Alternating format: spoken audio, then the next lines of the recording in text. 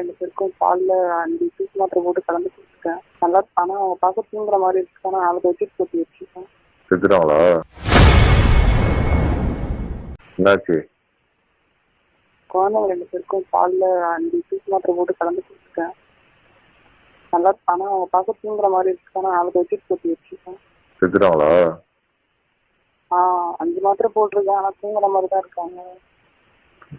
இன்னும் பயமே இல்லாம பேசுறேன். எனக்கு பயமா இருக்கு. சரி, இப்ப என்ன பண்ணலாம்? என்ன பண்றது எனக்கு தெரியல. 2 பேரும் எங்க ஊருக்கு போயிடலாம். அது நான் உன்னை ஓடி போறதுக்கோசம் தானே என்ன பிளான் பண்ணேன்.